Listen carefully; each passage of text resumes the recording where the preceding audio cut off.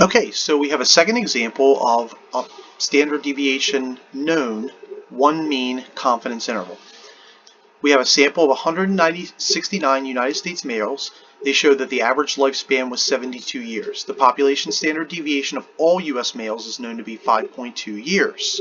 Again, we want a 99% confidence margin of error and then a 99% confidence interval, and we want to explain what that means. Okay, 5 variables that we need prior to actually doing the computations.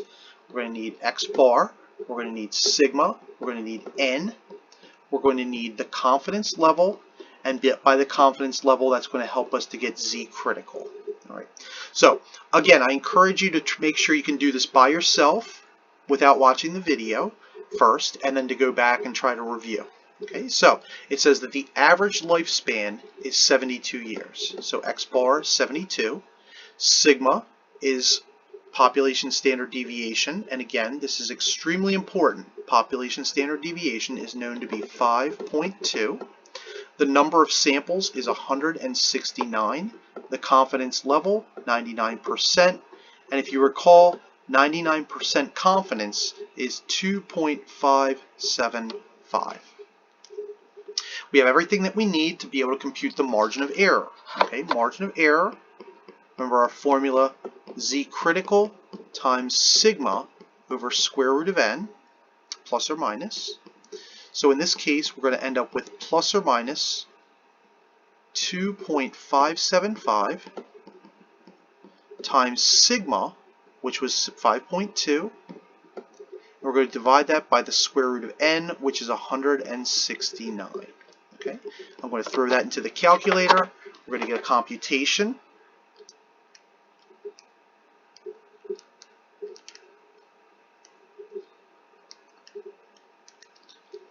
And I got 1.03 from my margin of error.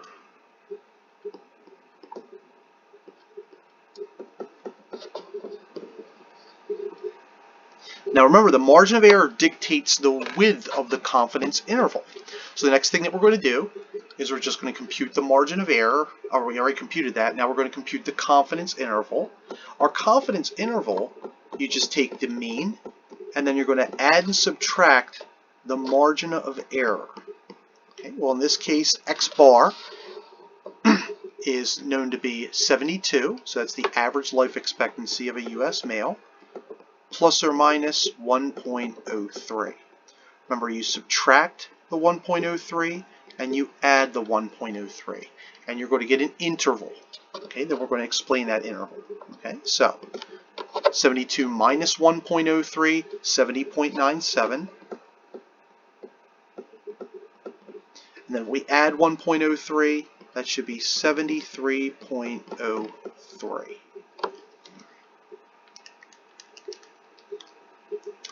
Finally, we need to interpret this. Okay, and again, this is the hardest part for some students. All right, so let's identify what this means. Okay, first thing you always do is you state the confidence. So we are 99% confident that the true life expectancy of all, confident that the true average life expectancy of all United States males is between 70.97 and 73.03 years. Again, two things that are important. State the confidence level. The confidence interval means nothing without the confidence level.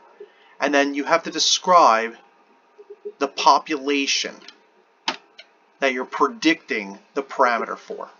Okay? So what we're saying is that we're fairly certain that the average life expectancy of a United States male, or all the US males, is between about 71 and 73 years. Okay? And that's just utilizing our mathematics. So this is for when we know the population standard deviation.